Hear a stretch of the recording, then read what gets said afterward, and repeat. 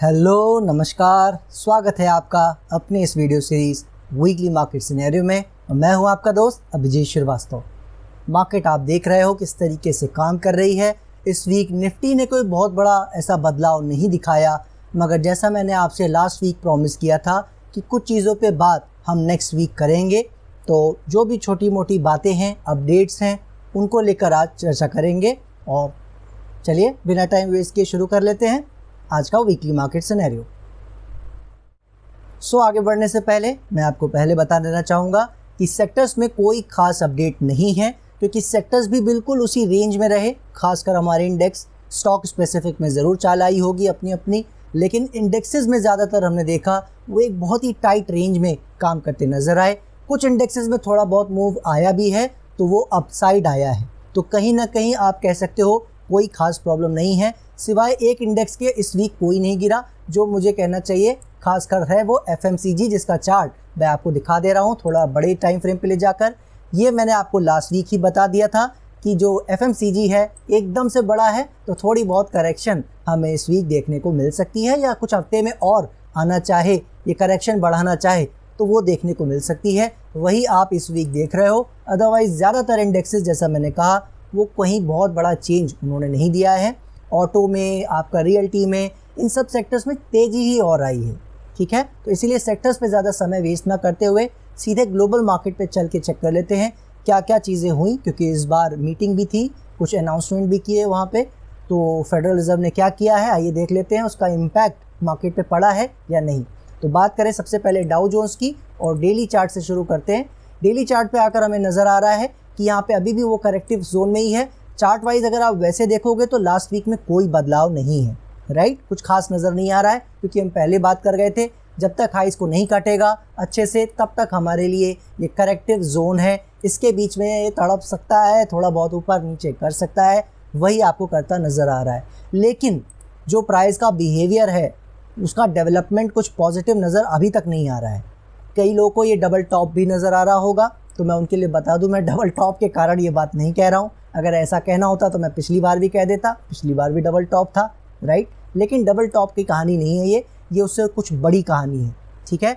फिर भी क्या करता है देखते हैं। ऐसी चीज़ों में बस मैं जनरली आपको एक ये हिंट दे दे रहा हूँ, जब भी बिहेवियर वाइज जो मैं देख पा रहा हूँ यहाँ पे, जिस तरह की चाल आई, जिस तरह की करेक्शन ये कर रहा है, जो डेवलपमेंट ये शो कर रहा है, ऐसी चीज़ें जब होती हैं तो कई बार थोड़ा सा शार्प फॉल एक बार आ जाया करता है। ऐसा मैं आपको बताने की कोशिश कर रहा हूँ। वो कई बार लंबा चलता है, कई बार छोटा चलता है, तो वो क्या करता है वो हम आगे देखेंगे। सिर्फ आपको यहाँ पे एक कॉशन दे रहा हूँ मैं, कोई अमेरिकन मार्केट में काम करता है तो वो थोड़ा सा अभी यहाँ से कॉशियस रहे। फ़िलहाल करेक्शन चल रही है, कोई ख़ास बात नहीं है। नैस्डैक की बात करें तो नैस्डैक ने इस बार कैरेक्टर भी दिखाया है। सस्टेनेबिलिटी तो वो पहले ही कर रहा था हमारे लेवल के ऊपर, और अब कैरेक्टर हमें प्रॉपर नज़र आ रहा है। ज़बरदस्त हमें मूव अपसाइड देखने को मिला है। तो कुल मिला के अब जब तक ये हमारे इस एरिया को डिसाइसिवली ब्रेक नहीं करता है, ये आपका 17,800 18,000 का मोटा मोटी एरिया आप मान सकते हो, तब तक हम ये कह सकते हैं कि यहाँ से करेक्शंस तो आ सकती हैं थोड़ी बहुत, मगर ये जा ऊपर ही रहा है। इसने हमें ये बताने की कोशिश की है। बाकी क्या होगा हम देखेंगे, लेकिन ये नैस्डैक है, याद रखिएगा, IT सेक्टर को रिप्रेजेंट करता है। तो खासकर अमेरिकन मार्केट के जो IT सेक्टर्स के स्टॉक्स हैं वो फर्स्ट क्लास कर सकते हैं। हमारी मार्केट की करेंगे या नहीं, वो अभी हम डॉलर इंडेक्स को और चेक कर लेते हैं, फिर उसकी बात करते हैं। रसेल की बात करें तो जो स्मॉल कैप है वहाँ का, वो अभी भी उसी रेंज में है, कोई ज़्यादा बात करने को नहीं है। आगे बढ़ जाते हैं। कैग डैक्स को आपको पता ही है, हम बात करते आ रहे हैं कि जो भी करेक्शन चल रही है ये जल्दी ही सूनर और लेटर ख़त्म होके हमें ऊपर चाल देखने को मिल सकती है। ऐसी हम बात करते आ रहे थे, लेकिन इस वीक हमने देखा ये ब्रूटल फॉल आपको ज़बरदस्त लास्ट 2 सेशन में आता नज़र आया है। जिस तरह की ये कहानी कर रहा है, मेरे लिए अभी कोई ऐसा खास सरप्राइजिंग इफेक्ट नहीं है, ठीक है। प्राइस के मामले में बात कर रहा हूँ, जो भी इसने किया है अभी तक कुछ भी चौंकाने वाला नहीं है। लेकिन अब ध्यान से इस बात को समझ लीजिए, कैग डैक्स जो है, अभी जो मैं डाउ जोन्स में आपको बता रहा था, वो कहीं ना कहीं कैग में अभी होता नज़र आ रहा है। और क्या करेगा वो तो देखिए हम देखेंगे, लेकिन जल्दी ही अब इसको यहाँ से सूनर और लेटर ऊपर चल देना चाहिए। अब ज़्यादा नीचे की ओर आना नहीं चाहिए। जर्मनी को देखें, डैक्स की बात करें तो वहाँ भी हमें लास्ट के 2 सेशंस में फॉल दिखा है, हालांकि उतना ज़बरदस्त नहीं जितना फ्रांस में, लेकिन यहाँ पे भी वो नज़र आ रहा है। आपको सरप्राइज़ इसलिए नहीं होना चाहिए क्योंकि करेक्शन की एक्सपेक्टेशन हम लेके चल रहे हैं, तो वो अभी ऐसा कुछ सरप्राइजिंग नहीं है। सरप्राइजिंग तब होगा जब ये ऐसे ही कंटिन्यू कर जाए और ये रुकने का नाम न ले, वो हमें थोड़ा सा देखना पड़ेगा। और इससे एक बात और मेरे मन में आई है जो मैं कहना शायद भूल जाता मार्केट को लेकर, लेकिन अभी हम थोड़ी देर में उसकी बात ज़रूर करेंगे। FTSE को देख लेते हैं फटाफट। FTSE पे इसका कोई खास फ़र्क नहीं पड़ा है। निकी को भी देख लेते हैं फास्ट, कोई प्रॉब्लम नहीं है, अपनी करेक्शन कर रहा है। ब्राज़ील को देख लेते हैं, वो भी थोड़ा सा नीचे आया है लेकिन कोई ऐसा खास प्रॉब्लम अभी तक नहीं है। अब ये देखना है यहाँ पे क्या ये और सस्टेनेबिलिटी कर रहा है और नीचे जा रहा है, बस अब हमें ये देखना है क्योंकि हमारी जो देखने की लिमिट है वो ऑलमोस्ट पूरी हो गई है। इससे ज़्यादा हम नीचे देखने का एक्सपेक्टेशन ब्राज़ील में नहीं कर सकते। अगर यहाँ से कुछ बदलाव होगा फिर हमें उसको अलग नज़रिए से देखना पड़ेगा और फिर ग्लोबल मार्केट को भी हमें दोबारा से एनालाइज करना पड़ेगा। बात करेंगे उसकी, अभी फ़िलहाल कोई दिक्कत नहीं है। इसके बाद बात करें अगर डॉलर इंडेक्स की, तो डॉलर इंडेक्स आप देख रहे हो, जैसा मैंने कहा था कि जब तक एरिया ये ना ब्रेक करे 103, 103.5 तब तक कुछ भी कहने को नहीं है। ये डेंजर जोन में है और चाल आप देख रहे हो ऊपर ही आ रही है। इसके बारे में मैं वार्न करता आ रहा हूँ कि हमारे लिए अगर ग्लोबल मार्केट से कोई प्रॉब्लम आ सकती है उसका रिस्पॉन्सिबल सिर्फ़ और सिर्फ यही हो सकता है। लेकिन अगर ये बढ़ रहा है तो फिर IT सेक्टर के लिए कैसे ये पॉजिटिव हो सकता है? हमेशा निगेटिव रहता है या तो न्यूट्रल रहता है, पॉजिटिव नहीं होता है जब भी डॉलर इंडेक्स बढ़ता है, ज़्यादातर केसेस में हमने देखा है। तो अब IT सेक्टर को देखें तो नैस्डैक तो अच्छा कर रहा है ग्लोबल मार्केट का, हमारी मार्केट में पहले से फॉल आया हुआ था। तो IT सेक्टर को अगर हम अपने हिसाब से समझने की कोशिश करें तो मैं अभी जो अपने दोस्तों को यही कहना चाहूँगा, अभी हम अपने चार्ट वाइज चलेंगे, उसके बिहेवियर को देखते हुए चलेंगे तो ज़्यादा बेटर रहेगा। और IT सेक्टर में मैंने आपको ऑलरेडी एक सपोर्ट दे रखा है, जो भी हमारे वीडियोस देखते आ रहे हैं उनको इस बात का पता है। जब तक उसके ऊपर है उम्मीद यही है कि वो सूनर और लेटर थोड़ा समय पास करना चाहे तो उसको करके वो ऊपर अच्छा कर सकता है। सो अब बात कर लेते हैं बैंक निफ्टी के बारे में। बैंक निफ्टी का चार्ट आपके सामने ये आपको नज़र आ रहा है। बैंक निफ्टी में आपको पता है हम बात करते आ रहे हैं, जब तक ये नीचे के एरियाज़ प्रोटेक्टेड हैं तब तक कोई इशू नहीं है, और वो अभी ऊपर आया है तो रेजिस्टेंस एरियाज़ हैं ये, नो डाउट। तो जब तक इनके नीचे है थोड़ी बहुत यहाँ समय बिताना चाहे, करेक्शन करना चाहे, बिल्कुल कर सकता है, कोई ख़ास बात नहीं है। तो अभी उसी तरह से नज़र आ रहा है, कोई चेंज नहीं है, कोई आपका समय वेस्ट नहीं करूँगा। मगर व्यू मेरा याद रखिएगा, ओवरऑल बैंक निफ्टी में लेवल पे डिपेंडेंट है, यहाँ पे इसका पूरे अदर मार्केट से कोई लेना देना नहीं है। मैं फिर आपको एक बार क्लियर कर देता हूँ। चल के आगे बात कर लेते हैं, निफ्टी के चार्ट को देख लेते हैं और समझ लेते हैं वहाँ क्या हो रहा है। मगर माफ़ कीजिएगा, स्मॉल कैप को देखना बहुत ज़रूरी है, वो क्या कर रहा है एक बार उसे चेक कर लेते हैं। बहुत ही शानदार ब्रेकआउट उसने दिया है इस वीक, बहुत अच्छे से निकालता नज़र आया है। तो कैरेक्टर और सस्टेनेबिलिटी दोनों के लिहाज से देखें तो इसने कोई कोर कसर छोड़ी नहीं है हमारे लिए कि हम इसमें कुछ कहें कि अभी हमें कैरेक्टर देखना है या सस्टेनेबिलिटी देखनी है, कुछ भी नहीं बचा है। बहुत ही शानदार ब्रेकआउट इस वीक इसने हमें दिखा दिया है। और एक स्टेटमेंट मैंने आपको दिया था कि यहाँ से जब भी ब्रेकआउट आएगा 10 से 15% का मूव और कम से कम स्मॉल कैप हमें देता नज़र आ सकता है। तो अब मेरे ख्याल से ये उस दिशा में चल चुका है। हालांकि बहुत बढ़िया मूव आया है, तो थोड़ी बहुत करेक्शन अगर ये करना चाहे वो आपको पता है वो उसका राइड बन जाता है। कोई भी स्टॉक जब चल लेता है तो करेक्शन की एक संभावना उसमें बन जाती है।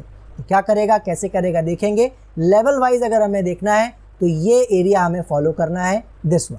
जब तक 16,500 का एरिया ये होल्ड कर रहा है, मेरे हिसाब से बहुत ज़्यादा तकलीफ नहीं है इसमें। जब तक 16,500 के ऊपर है हम 19,000 और इवन उससे ज़्यादा भी जा सकते हैं, इसकी संभावना अब ओपन हो गई है। तो हर करेक्शन हमारे लिए स्मॉल कैप भी बता रहा है एक अपॉर्चुनिटी की तरह ओपन हो गया है। सो चलिए अब बात कर लेते हैं फाइनली निफ्टी के चार्ट पर, देख लेते हैं वहाँ क्या हुआ है। जैसा मैं आपको पहले बता रहा था, इस वीक कुछ खास नहीं हुआ है। अगर हम प्राइस के बिहेवियर को देखें, आप देख पा रहे हो ये पूरे वीक का डाटा है जो मैंने सर्कल कर दिया है, यानी कहीं भी इंडेक्स गया नहीं, थोड़ा बहुत ऊपर नीचे करके पॉजिटिवली बंद कर गया होगा इस वीक, लेकिन बहुत बड़ा ऐसा कोई बदलाव नहीं है। तो जो मैं आपसे लास्ट वीक कह गया था कि ये चाल की शुरुआत है या नहीं, हम जानने की कोशिश करेंगे, और एक वीक का डेटा देखना चाह रहे हैं, उसमें क्या कोई बदलाव है, छोटा सा बदलाव है, उसको समझ लेते हैं। मैंने आपको एक लास्ट वीक बात कही थी कि जब तक हमारा ये 22,300 400 का एरिया होल्ड कर रहा है तब तक घबराना नहीं है, राइट।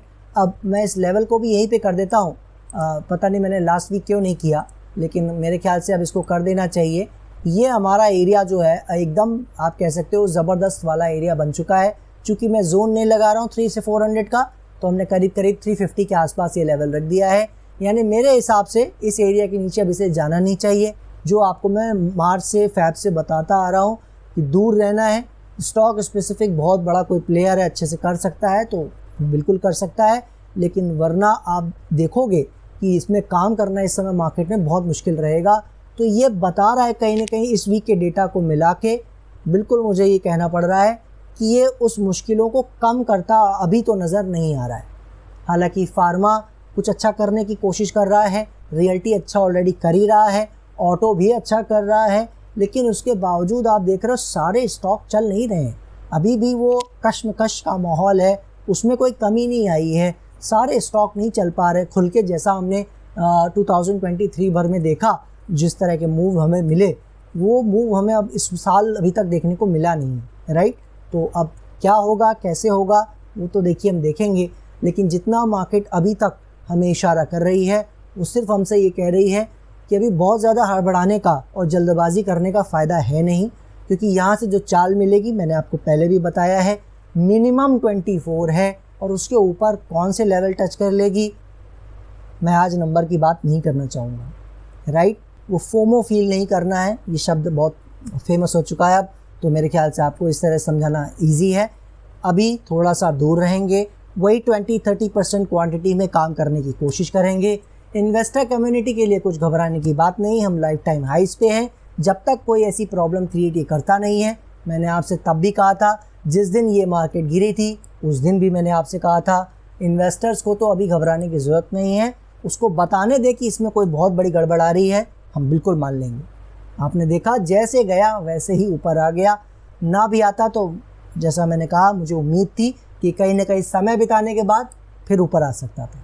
फिर भी हम गलत हो सकते थे, कुछ भी हो सकता था, लेकिन आज की तारीख तक हम कह सकते हैं कंफर्टेबली इन्वेस्टर अभी बहुत घबराने की ज़रूरत नहीं है। तो यहाँ से करेक्शन की एक संभावना दिख रही है, एक बार वो करता है या नहीं उसको वो एक बार बता लेने दें, दिखा लेने दें। यहाँ से तेज़ी से चाल ऊपर या यहाँ से तेज़ी से चाल नीचे अगर किसी साइड आती है तो उसको अंडर एस्टिमेट मत करना। आज के वीडियो की ये सबसे इम्पॉर्टेंट लाइन है, ये मेरी बात को नोट कर लीजिए, दोबारा बोल रहा हूँ।